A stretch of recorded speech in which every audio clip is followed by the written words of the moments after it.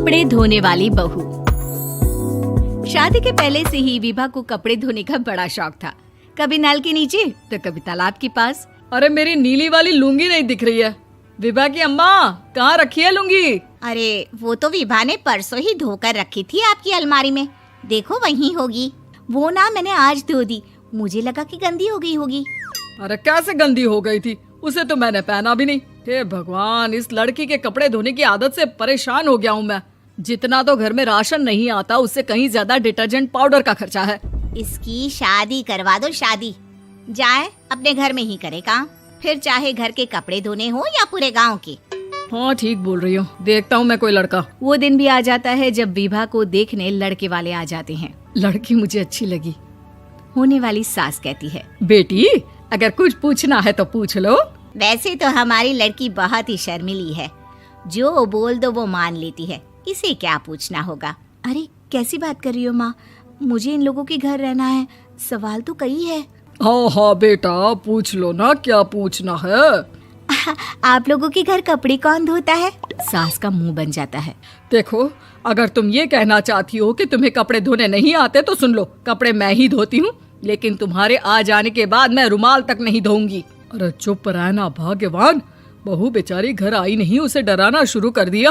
वो क्या है ना बिटिया, अभी तक तो ये कल्लू की माँ ही धोती थी, लेकिन अब तुम्हारे पापा तो दहेज में वॉशिंग मशीन देंगे ही।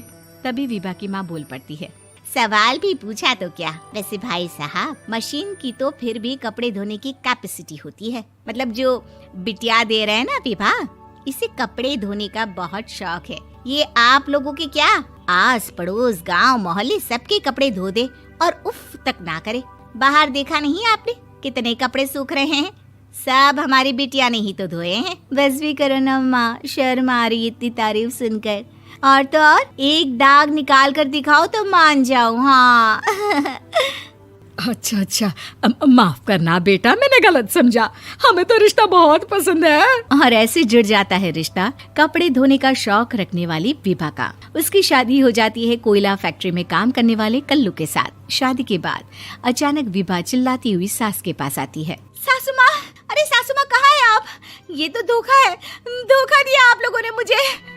इसे ससुर के चक्कर के बारे में पता चल गया। अरे तो उसमें तुझे क्यों धोखा मिला है? अरे नल में पानी नहीं आता, कपड़े कैसे कब धुलेंगे? अच्छा तू पानी नहीं आ रहा उसकी बात कर रही है। तो आपने क्या सोचा? कुछ नहीं। अच्छा तेरी माँ ने कहा था कि कपड़े धोने का शौक है तुझे, याद आया मुझे।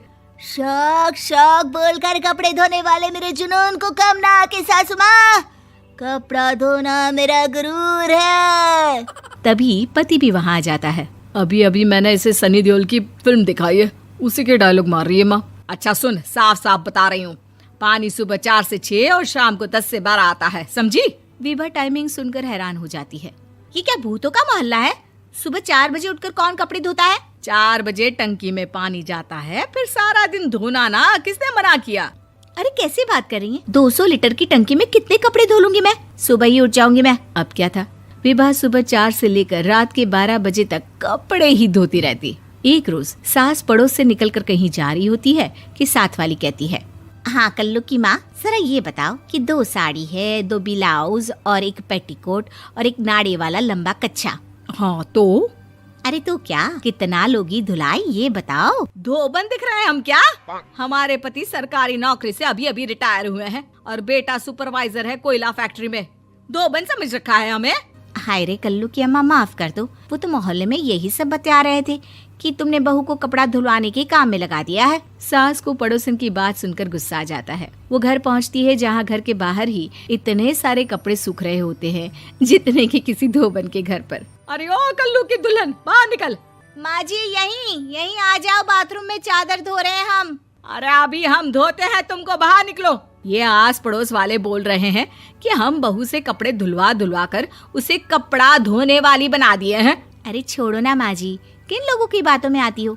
आस पास के लोगों का तो काम ही होता है कि वो किसी तरह सास बहू को लड़ा दे। बहू सारे घर के कपड़े धोती है, ये क्या कम है?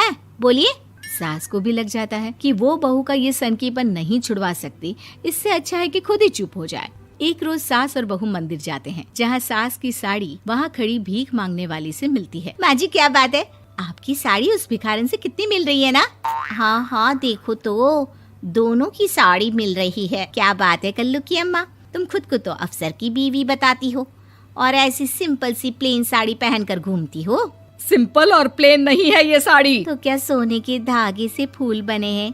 कुछ भी सासू माँ, कुछ भी। हाँ बने थे इस साड़ी में सोने के धागे से फूल। मेरे पति लेकर आए थे मद्रास से स्पेशली मेरे लिए 10,000 की। ताहे भाई साहब इस भिखारन के लिए भी सेम टू सेम साड़ी लेकर आए होंगे 10,000 की।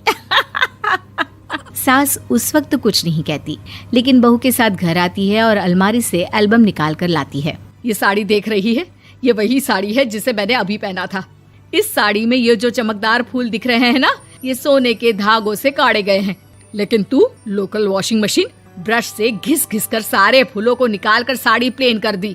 मुझे माफ कर दीजिए सासू माँ। और तो और, जब मैंने तुझे तेरी गलती के लिए कुछ नहीं कहा, लेकिन तूने तो सबके सामने मेरा मजाक ही बना दिया। क्यों? बहू को समझ में आ जाता है कि अब से उसका कपड़े धोना बंद।